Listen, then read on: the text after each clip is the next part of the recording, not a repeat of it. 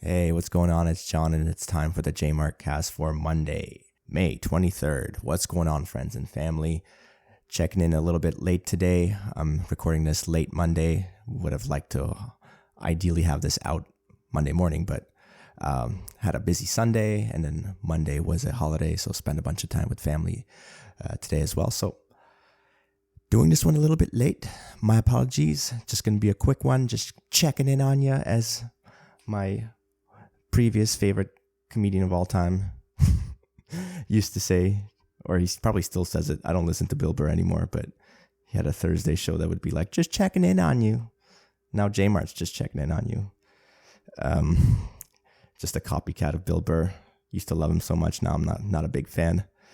He just went like super, follow the mainstream media with the whole COVID narrative, and was just like talking on the podcast about how he was yelling at people for not wearing masks, and like for everyone just like not like, hunkering down and just, all working together to get over this in 3 weeks, as if it was like going to be over in 3 weeks if everybody just listened to everything, right?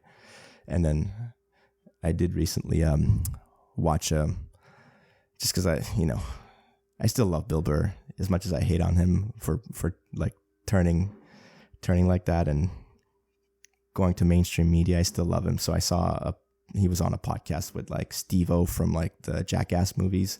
So I was like, I'll click that. Sure, I'll watch it. And he was talking about how he was walking back all his opinions on COVID. It's just like, at first I was like that guy. I was like yelling at everybody. Then I realized it's never going to happen. Like, dude, you were yelling about it for like well over a year. And now I'm bitching about you. So whatever. There you go. It's a full circle. But anyway, just checking in on you today. I hope you've had a good week, friends and family.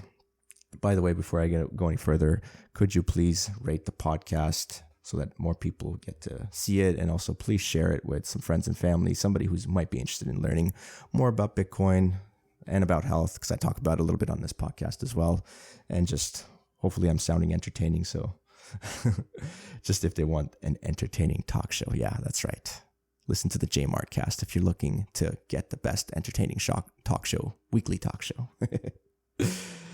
What do we want to talk about? Let's start with a Netflix suggestion of the week. Katt Williams' stand-up comedy special. I think it's called World War III. So funny. Check that out. I felt like I connected with that stand-up special. It wasn't the funniest, but I connected with him with that special, with the point of view, with the mindset that he like jokes about so much. Like, it's just like, I can't, I can't describe it any better than that. And just to say that, like, I guess one of the things I kind of now remember thinking back on it, he was just like, the new war it's not war with country to country. It's not war against people. It's simple now. It's just truth versus the lie. Trying to do a bad Katt Williams impression, my bad. But it's just like, it's just truth versus lies. Just truth versus lies. That's the war now. And it's just connected with me a lot listening to that. But it was hilarious in many ways, just besides that. Let's see what else is going on. Well, it's the middle of May now, which is, for me personally, it's allergy season. Because there's like, a lot of tree pollen flying around. I'm sure many of you who are allergy people, such as myself, have noticed it. And last year, like around this time, was way worse for me. I was like so bad with allergies that I was taking so many like reactants and Claritins, whatever I could get my hands on. I was popping those things like candies just to feel normal, because when the allergies hit me, I can like get scratchy, itchy feelings all across like my nose, my face, the back of my throat, my tongue, the roof of my throat, everything. And it's awful. I can't like focus on anything except for like that feeling, plus the congestion on top of that. So this year's not been nearly as bad. It's weird. Regarding this allergy thing, I was reading something about how there's a hypothesis. I don't know how much evidence there is to back up this hypothesis, but there's some evidence, or there's a hypothesis that eating local raw honey may be a way to sensitize yourself or desensitize yourself to allergic reactions by introducing small amounts of pollen in raw honey to your system. enough to get your body used to it so it doesn't have the same strong allergic reaction. I don't know how true that is, but I have been eating a lot of raw honey this year, and I have been also not experiencing as strong symptoms, but obviously there could be a million other reasons behind that. Like, it's just not as warm or over May and April this year. Like, that could have some impact behind it. There's more rain. I don't know. Obviously, could be a million things. Anyway, moving on. I did a Thursday zoo visit with the family, with the kids and the wife, to the Toronto Zoo. That was interesting. My kid had fun. I was just walking around thinking about like the conditions of the animals. Like, I don't know. I mean, I was talking about this with my wife. Like a lot of the animals at the zoo, they are kind of like rescues and, ones that maybe wouldn't have made it on their own. So they're, rehabilitated in the zoo and stuff. So, I mean, that's good. But generally speaking, the cages that they're put in are pretty small, and I can't imagine myself living in something so small as that. But anyway, my son had fun, so I can't complain too much. And then, how about that storm on Saturday? I think it was, right? That was a crazy storm. I'm pretty sure it happened like across many places in southern Ontario. Like my brother's in Ottawa. He lives in Ottawa. He was actually driving back to Toronto when the storm happened, but he was telling me that his buddies from Ottawa were letting him know that his house is fine and everything. And there was a tree on my street that fell, a big branch of it that fell on one of my neighbor's cars. So that was crazy. And that's happened all across the city, I'm sure. So hopefully if you're listening, you made it out fine and none of your stuff's broken. And if it is, well, at least if you're listening, that means you have your life. So there you go. Something to be thankful for. All right, that's the last story for the week. Quickly moving on to the Bitcoin update for the week. We're on block height 737,657. Price of Bitcoin's trading at $29,218. Quite a discount from the all-time high. Stack your sats. If you're in Canada, use Shakepay. I have an affiliate link in the description for this episode. Check it out. You can still buy 3,422 sats with $1. So, sats are cheap. Stack sats if you want to. Obviously, you don't have to listen to me. You don't have to stack sats, but don't stack sats if you're just expecting to get rich. Like, that's not the reason to do it. You should do it because you're a freedom fundamentalist. This brings me to the Bitcoin thread that I wanted to share today. Before I get to the thread, as I always say, what makes Bitcoin special is not that the price gets it gets higher and appreciates more throughout the years. It's the fact that it has certain properties that make it censorship resistant, that give it a hard cap supply, and make it an open system where nobody needs permission to participate in it. No other such thing exists. And that's why I say get into Bitcoin if you're a freedom fundamentalist. So this thread on Twitter by the account at Parmon_the, this is what he says. Bitcoin fundamentalists want freedom, not riches per se. They are freedom fundamentalists, like me. Those that primarily want riches are not freedom fundamentalists. Freedom fundamentalists don't abandon Bitcoin when price drops. Profit seekers do. Monetary altcoins, in brackets shitcoins, don't have freedom fundamentalists because they are not independent of central control. The fundamentalists holding shitcoins are profit fundamentalists and are more likely to abandon if the coin underperforms. They will not die on the hill to avoid selling, but freedom fundamentalists would. This is one of many important reasons why Bitcoin growth and resilience is inevitable and why Bitcoin only will become world money. Freedom fundamentalists will not abandon ship. It does not matter that one person looking for profits chooses US dollars, British pounds, Chinese yen, Ethereum, or any other shitcoin. They are fickle. What matters is what freedom fundamentalists are choosing. The only option is Bitcoin. Gold already failed. That's why an unbacked US dollar exists right now.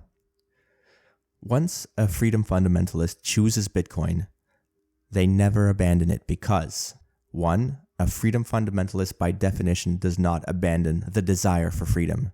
And two, there is no credible alternative. Bitcoin is the only fair money in existence that is not controllable unilaterally by any entity. Given that freedom fundamentalists never abandon Bitcoin, their numbers always increase over time. This is a crucial, unmeasurable metric. Adoption by institutions, profit seekers, normies, they matter, but they're not part of the most important metric which logically ensures Bitcoin winning. I'll add that altcoin fundamentalists might not be in it for profits. Some might find the tech interesting, sure, but that's not fundamentalism really. People don't become fundamentalists over such things. No one's going to die for a blockchain. They die for freedom or honor. And so, when they're becoming poor and nervous, they sell. When government comes for them and threatens them, they'll capitulate. Many Bitcoiners won't. Freedom burns within us. Some of us anyway, not the sheep. The sheep will come when their fleece catches fire.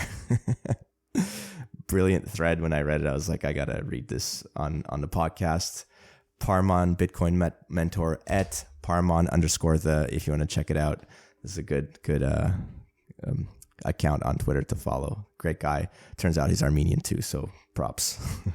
Yeah, and this is really the reason why I only talk about Bitcoin on this podcast. All the other coins that are like, some people call them altcoins.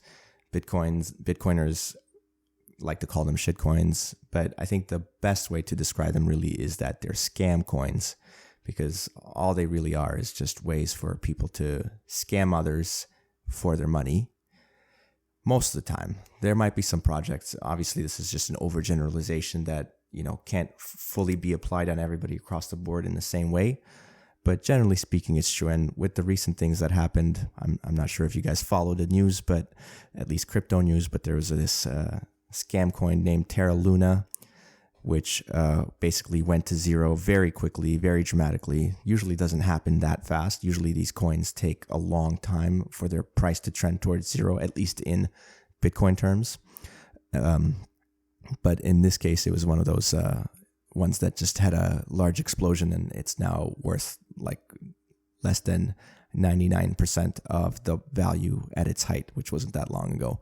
And the interesting thing was that this scam coin, altcoin, whatever you want to call it, was associated with a stable coin, which this is another instrument in this cryptocurrency world where basically it's kind of like a digital dollar, and they're basically able to keep the token that they give you pegged 1-to-1 to a dollar. But because this Terra Luna and the stablecoin, which was called UST, that was associated with it, were kind of like quite scammy and didn't actually do what they were supposed to do.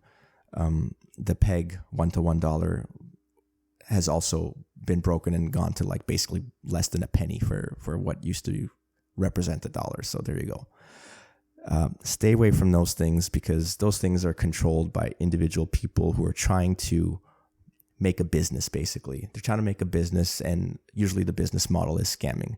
But either way, even if they're not scamming, let's say they're a real business, with these coins that they're producing, those are basically like unregistered securities. And so that's very different from Bitcoin, because first of all, Bitcoin's property, but also there's just no person behind Bitcoin. It's just software that's running on the internet that is decentralized, that no one knows who controls, because there's nobody controlling it. It's just running. And it's kind of like this autonomous thing. Of course, it needs people to continue to grow. But the amazing thing about it is it rewards people who participate in the network and who grow it. So it's this amazing technology that incentivizes people to join it and maintain it and grow it because it's open and permissionless and censorship resistant. And if you're greedy, that greed is actually good, because it because it's the incentive to join the network. And once you join the network, the way it's set up is you have to cooperate with everybody in the network. So that's fine. That's good, right? Cooperation is good. That's what we want. We want to be able to cooperate, even amongst enemies. And that's what it is Bitcoin is money that enemies can use, because even enemies have to agree on something, right? Even enemies agreed on gold. Anyway, that's the end of today's podcast. Just 15 minutes today. Going to keep it short. Thank you, everybody, for listening. If you listened to the very end, I love you very much. You're the best person ever. Tell me next time you heard this, and I will give you a hug and a kiss. And that's it for today, everybody. Reach out to me on social medias, Twitter, Instagram, Facebook, whatever it is, at jmartfit. Email me, newsletter at jmartfit.com. Look forward to hearing from you, and love you all. As I always say, stay active, be grateful. J-Mart out.